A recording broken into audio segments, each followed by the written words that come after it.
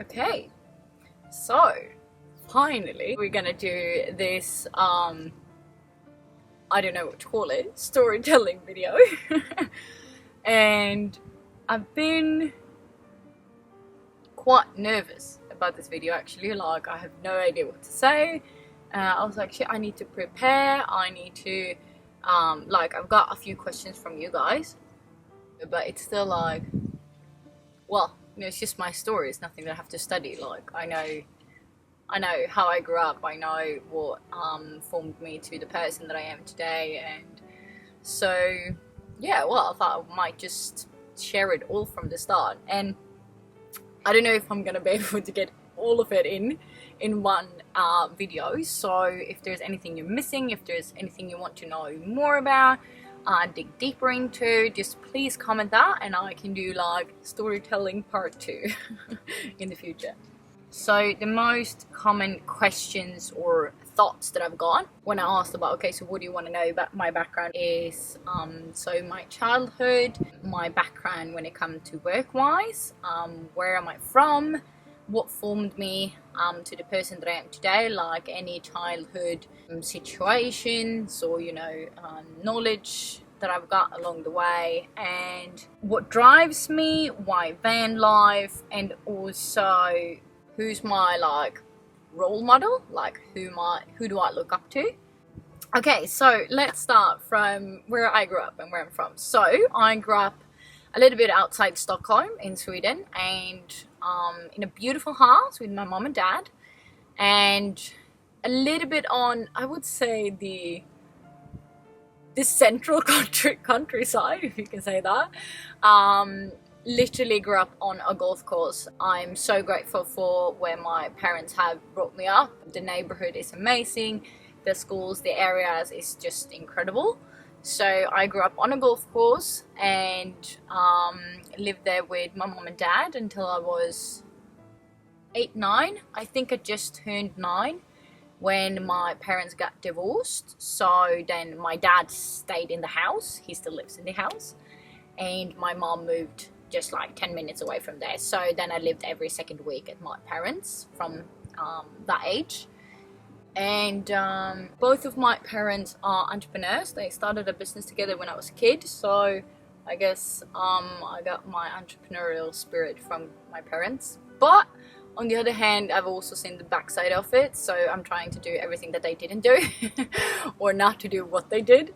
So my father especially worked a lot when I was a kid, and yeah, during my young ages and my teenage times, it was loads of up and downs. My dad remarried when I think I was 12, 13, and then I got my brother when I was turning 15. So I have a younger brother that is 15 years younger than me, that I would do anything in the world for. He is my rock. I absolutely love him with all my heart, and it's, you know, it's a special bond because we never had this, like, you know, sibling fights or, you know, really grew up together, because I moved out from home when I was 18. So for 3 years I had the opportunity to live with him, but I didn't, because I lived, most of the times I lived with my mom. And then also when my brother was not even a year old, my father divorced my brother's mom. So then they divorced, and my brother was so young, so he lived most of the time with his mother. So it was a little bit difficult to get, you know, the times to see each other. So every time we do it, I'm really, really trying to get the most out of it and do things with him. So he's my little rock in my life, and the person that I would do absolutely anything for. And during my own teenage times, it's been, I know my parents are looking at this, so I don't know what I can say, but, well, let's say it like this. They were not best friends when they divorced. And I felt a lot of times, I felt in between, completely in between, which I know for weeks, maybe months, I barely stayed home. I just stayed with friends and tried to just find my own way some ways, but it was hard. It literally been up and downs. It's been depression, eating disorders. It's been loving school, hating school, the good kid, the rebel, slamming doors, not slamming doors. But yeah, I would say like the young teenage time was not my happiest years. In one way it was, because I had the most amazing friends, and I got closer to my friends, and some of my friends' families became like my extra family. I know we were a group of girls, that is Kaisa, who is my absolute best friend today, and I don't know what I would do without her.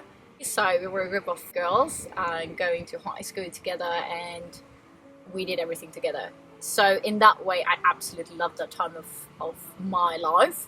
And as I said, Kaisa is still my rock as well. She's the one that, you know, she's been living in Australia, I've been living in Australia, but we always keep contact. So it's really rare that you maybe keep the young friends for that long. As I say, at least for the people that I meet. But I'm really, really happy to, because we have shared a lot of things, which is insane. So we went to prom together, we had our first drunk nights together, we've literally done everything together. So well, yeah, it's gonna be interesting speeches in our weddings, that's for sure. And then to get my mind out of things, and I've also, like, even if I grew up in a really, I would say, in a nice neighborhood, and my parents always created their own success, I also grew up that not getting anything served. So I'm really happy for that. I learned to work in a young age, so I think I started to, well, like many of kids do, like go around in the neighborhood and sell magazines and whatever. I started with that like when I was 12, but then I started my first job when I was 14, which was in a cafe close to where my parents lived, both my mom and dad, so in that area, which is a beautiful place, just like this, literally on the beach. It's like a cafe, bakery. They had like this ice cream shop that I could run, and yeah, I worked there as barista, I worked in the kitchen, I worked in the bakery, I was running the ice cream shop, I was like literally doing everything, and I absolutely loved it.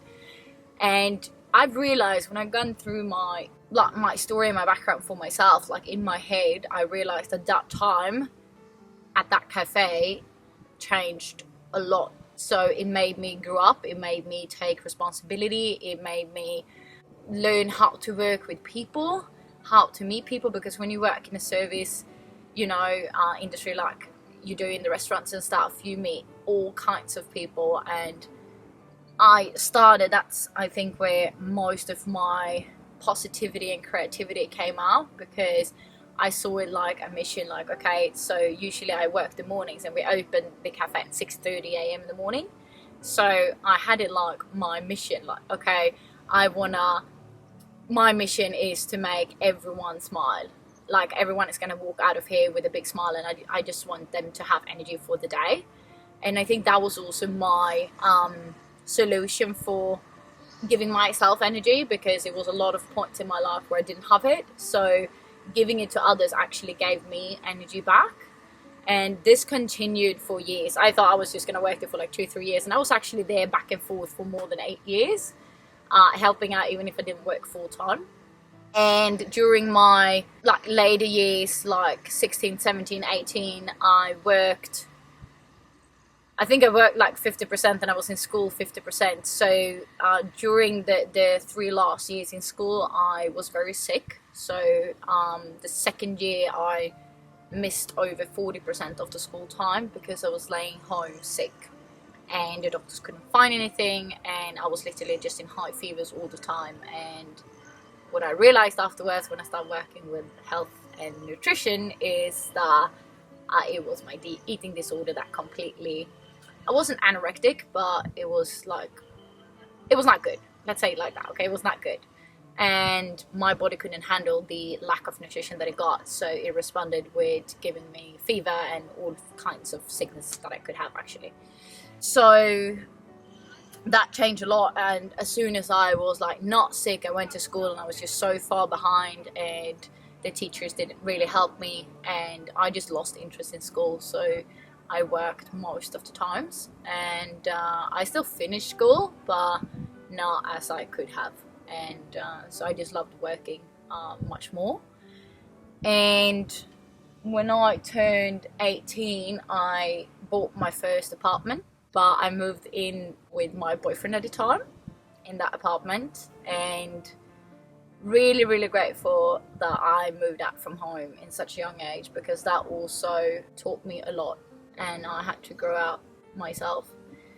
And I continue working in this cafe, but I also, right before that, when I was 17, I started my first company as a wedding and event coordinator, and I helped to start up a venue just close to where my dad lives. So I was working at the cafe and the venue depending on the season, so weddings usually more during the summers, and absolutely loved it. So I lived there with my boyfriend for around 3 years, and that relationship also taught me a lot. It was not a good relationship at all, but everything happens for a reason, and today I'm really, really grateful for it, because it taught me, you know, my own strength and what I have within me, and even in the worst times I can still see the positive side of things. So it took me a few years to get back after we broke up, to get back to myself again, but then I came back stronger. So it was not a good relationship, and that's why I think also that work actually saved me a bit and gave me so much energy, and I just absolutely loved working with people, and the events and the weddings became like my specialty. So I worked as a wedding and event coordinator for a few years, and then I just realized that shit, people never get married on a Tuesday. It's always every single Saturday the whole summer. And I just realized, okay, hang on a second, do I really want to work every weekend for the rest of my life? No, I don't.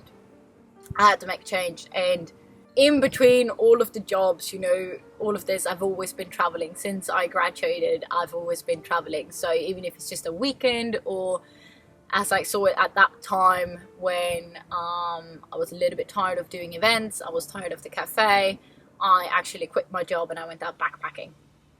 So I broke up with my boyfriend, I quit my job, I put everything in a backpack, I rented my apartment out, the new apartment that I bought at the time, and I went with a friend of mine called Anna, and I had the most amazing time with Anna, traveling around Asia, backpacking. She was in the kind of the same situation as I were, so we had really, really good time, and I could not have done that travel with anyone else than her. So that trip changed a lot as well, and we just realized that, okay, we're two women that can do exactly what we want in life, and just to go with no plan. And both of us were really, like before, we're like, okay, we need to have a plan, we need to do this, we need to do this, and this time we really, really challenged ourselves. So it was a lot about, okay, let's just book one ticket, nothing else. So we just landed in Bangkok, and we had no idea where to go, what to do, where to stay, and that was really a good practice for us both to just let go of the control and just, you know, go with the flow and live day by day. And we really did, and I'm really, really grateful for that. So thank you, Anna, for an amazing trip as well.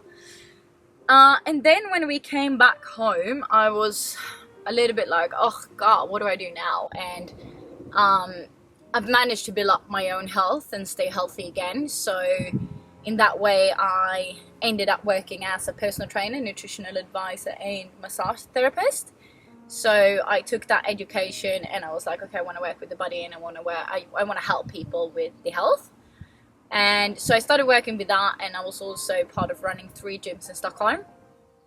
And I did this for 2.5 years, and I was like, during these 2.5 years, the only thing I was craving literally was going out traveling again.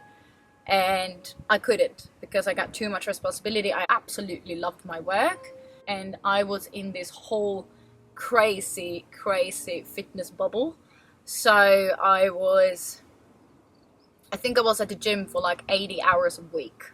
You know, I was working so many hours, but I was also working out like myself 2 to 3 hours every single day, because I was training for a competition called Fitness 5. I don't know if you guys know what that is. Really cool competition. Couldn't manage to complete it though, because I got injured a few weeks before, so unfortunately that didn't go, but I trained for it, and that took a lot of time. So I was in this whole bubble, and then one day I just got enough. I was just literally woke up one morning and I was like, I need to go, and I need to go now. And that is so typical me, because I know that when I get an idea and when I decide, it's like I'm gone. So 30 days after that, I've quit my job again. All of the things that I had, I rented out my new apartment that I bought at the time, and I left with a one-way ticket to Australia. The plan was to work down there, and I wanted to stay for 2 years. And I left with my boyfriend at that time. This is where the whole van life thing started for me. We rented a van, and we traveled along the east coast in Australia for 6 weeks living in a van, and I absolutely loved it. And that's when the whole idea started, like, I need to do this again. Then we stayed down in Sydney and worked as a personal trainer down in Sydney. But you know, it was at that time when I lived in Australia, I realized that I have to make a change in my life, because I was in that situation where, okay, I loved living there, I loved working as a personal trainer, but I was still not satisfied. And that made me think. And that's where all of these ideas started of, okay, what about creating a dream life instead of creating a dream job or finding a dream job? Because the dreams that I had in life would never get me there. And I've been speaking about this in other videos as well. So I realized that, okay, being a personal trainer is not going to get me to the lifestyle that I'm dreaming of. So that made me think of other reasons, and that's when I started the business that I have today, which is almost 6 years ago, 5.5 maybe, which is completely online based. But that's another story. So when it comes to, okay, what formed me to the person that I am today, based on my childhood, that actually a lot of you have asked, it's hard to say, because I think it's a combination of a lot of things, as usual, as it is with everyone. I saw the backside of being an entrepreneur. I barely saw my parents. It felt like that, at least. I never felt that we had a really close relationship. Getting closer and closer today, especially with my mom. But I've always been really close to the rest of my family. So my dad is from the south of Sweden, and I've got, I don't know, 8-9 cousins, I think we are. And my dad, yeah, so a lot of cousins, and my grandparents live there, and I've been really close to that side of the family. And some of my cousins has been like my sisters. Absolutely love them. My aunt is also one of the person that I know I can always go to. I still have my own room in the house, and I love that. And my mom is up from the north, so I also have family up there, but she's the only child, so don't have any cousins there. And my grandma passed away when I was around 20, so grandpa never met. He died when my mom was around 25, I think, unfortunately. So, but I do have some family up there, and this summer I'm actually going to go visit a few of them that I haven't done in a lot of years, so I can't wait to see them. So it's like she's from the north, he's from the south, I was born in the middle. And yeah, one thing that always, so people say like, okay, so we can see that, you know, your entrepreneurial spirit comes from your parents being entrepreneurs, but one of the reasons and one of the things that I'm actually battling with and that I'm working really, really hard with is that these days that is still in my you know, from my childhood, and it's both. I think it's family, it's school, it's everything, and that is that whatever I do, I'm not good enough, or whatever I do, the things that I do is not good enough, and this is something that I'm battling with a lot at the moment as well. So that is also a feeling that have completely made me crash. I worked a lot and I worked really, really hard a few years ago. Well, I've always worked hard, but 1.5 years ago I moved to Spain, to Mallorca. Some of you think that I bought a house. I did not. I rented an apartment in Mallorca. It's a beautiful apartment that I rented with the most amazing rooftop terrace just by the beach, just outside Palma, in a place called Sol, and absolutely love it. If you haven't been there, just you have to go. And I moved there in hope that let's just settle down a bit, because I felt that something was stressing me and I didn't feel good, and I was constantly out traveling. But that is the thing that I always felt like, okay, this is what I love. But everyone around me was like, yeah, but maybe you should just, you know, calm down, settle down, be in one place, because you are all over the place. And I was like, yeah, but that is the only thing that keeps me like going, because that is the thing that gives me energy. So when I moved there, I listened to other people saying that, okay, that's what I should do. And I did, which made me actually crash. So I think all of things just got a hold of me in one way. And wow, this was hard to tell. I just had so much around me that was also constantly giving me the feeling that I'm not good enough.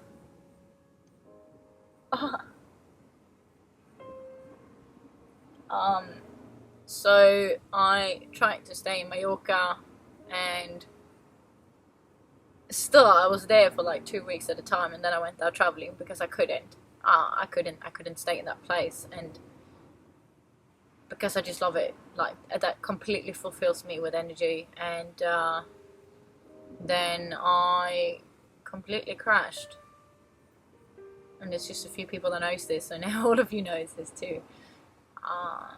And now I had days where I just couldn't get out from bed, and that's not me at all. And then I realized I you know, once again trying to do things to that other people think that I should do, and I just felt like, no, like, okay, listen to my gut feeling. Where do I want to go? Where do I really want to, what do I really want to do? Like, what would I feel energized by? And the first thing that came up in my head was Australia. And once again I booked a one-way ticket to Australia, and that's where a lot of things changed, and I started to feel like myself again, and traveling around in Australia, and I was just like, okay, this is what I should do. Work was fun again, because I work more focused but less hours. I enjoyed life more. I met new people. I had the friends that, you know, I have at home. I FaceTime them, and I had more like quality talk with them as well, and I started to feel like myself again. And then COVID came, and now I had to leave Australia, and Spain was in lockdown, so I couldn't go home to my apartment in Spain. So all of my things are actually still there in Mallorca. So I left back to Sweden. I stayed in my own apartment for a few weeks in Sweden, and then I sold that. And that is when van life started. And I just thought that, okay, I need to do something that I love, and I need to continue traveling, because that is when I feel most energized and where I live my life to the fullest. And I realized that airplanes is not so sexy anymore, so why not just, you know, deal with the dream that I've had since Australia 6 years ago and just do this van life thing. And so I did. And van life for me is, people ask me why van life, and for me it's like, why not? It's the perfect mix for me to always be able to travel, meet new people, but I can also work. I love working, don't get me wrong, like I absolutely love what I do. I love my business, I love the people that I work with, I absolutely love my job, and I never want to change what I do for a living, never. And I do it 10 times better when my private emotions is 10 times better and I'm most energized. And we can always get to that point wherever we are. We don't need environments to feel good. I can still manage to feel good if I live in a box in Sweden. We all can, because it's just about controlling our own emotions. But I love life so much more when I am constantly moving around and meeting new people, and I want to discover all of the corners of this world. So yeah, it's been a long journey, and I never thought I would actually say that I came to a point in my life that I actually crashed, but I did. And I did lose contact with a lot of people that I felt like at the moment I don't have the energy to call. I barely have the energy to eat. So sometimes it actually ended up me not calling, no contact at all. Sometimes you have to go through these moments in life to realize what you are really grateful for, and the good things as well. And we all have up and downs. We all come to points in life where we crash, where we are on top, where we are in the complete bottom. That's normal. I just don't want to put labels on it, and I don't want it to, I never want to use it as an excuse for something. It's just to accept it and make the best out of it, and find your way to get out of there. And now it's getting better and better, and I love this life. Absolutely love this life. I don't know if I forgot something in this video, but just comment that in that case. A little bit about my story and my background, and I hope I answered a few of your questions. And whatever you do out there, just do your thing. Your story is unique, and many people saying like, oh, I want to be like her, or I want to be like him, or don't. Everyone else is already taken, so just be the best version of you. I did forget, when people ask me who my role model is or who do I look up to, this is probably an answer that you've never heard before. Some of you might have, but I've never had one. It's always been me in 10 years. Still am.